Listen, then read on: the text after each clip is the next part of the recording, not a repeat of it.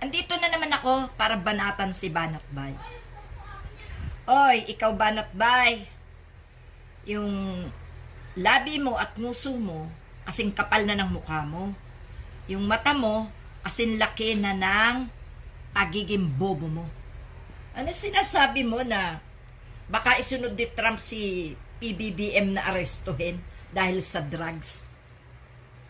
Hindi mo ba nalalaman na punyeta ka? Na ang drug lord dito sa Pilipinas ay ang amo mong si Duterte? Ha? Alagad ng triad? Ha?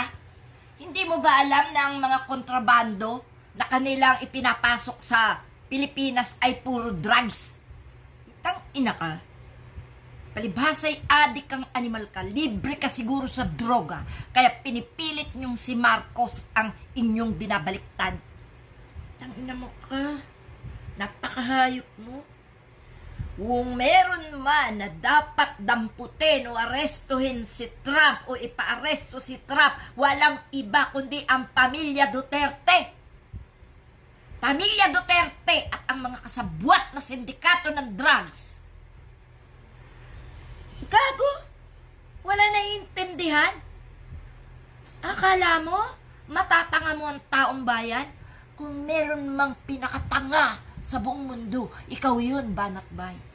Inakamahagip-hagip kita talagang putang ina ka. Lalamukusin ko talaga yung nguso mo. Hayop na to? Walang kahihiyan? Sariling kababayan? Sariling presidente? Putang ina ka? Ina nyo? Kayo ng mga Duterte ang hayop. Kayong mga kampon ni Duterte, talagang nagkakalat kayo ng kahayupan. Galing mo, no? Ha? Tangin na kayo? Di nyo nakikita yung mga sarili nyo? Lahat kayong mga DDS halos ay adik. Kaya ipinagtatanggol nyong pilit yan drug lord nyo. Kasi malamang na kayo'y mga isa sa mga supplier ng drugs sa maliliit na lugar. Putang ina kayo. No? Dapat itong hayop na to pinagkakaisahan na ng taong bayan tong si Banatbayag na to eh. Ang ina ka, mahagip-hagip kita putang ina, dudurugin ko pati bayag mo, animal ka. Ang ina, nakakagigil ka talaga. Huh? Kahit matanda na akong tingnan, tang ina mo ka, hindi ka uubra sa kamao ko, hayop ka. Tingnan nyo, wala na kayong ginawa kundi sabihing bangag, sabihing adik, sabihing may hawak ng drugs. Putang ina kayong presidente.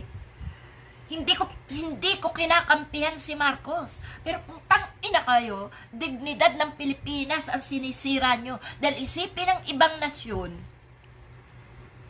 puno ng drugs ang Pilipinas dahil sa presidente. Putang ina kayo, nakakulong na sa dahig ang pinakahari ng droga at pinakahari ng sindikato dito sa Pilipinas.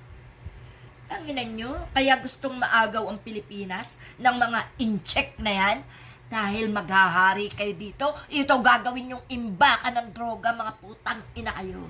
Ikaw nahayop ka, putang ina ka talaga. Ikaw Banatbayag, putang ina ka.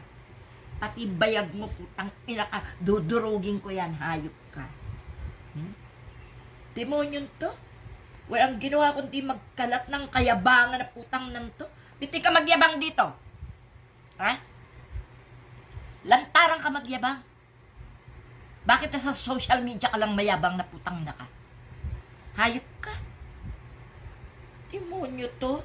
Wala na kayong bukang bibig ng mga DDS na tangat bobo, kundi ang presidente ay adik, presidente ay adik. Nasa ebidensya nyo na adik yung presidente. Tang ina kayo, siguro may mga tattoo din kayo sa likod ng mga hayop kayo. No? Ano palagay nyo naman doon sa mga taong nagpapadampot ng mga nagsusulong ng droga sa kanilang mga lugar? Kala nyo, hindi marunong tumingin yun? Palibhasa mga tanga kayo, kayo ang hindi marunong tumingin.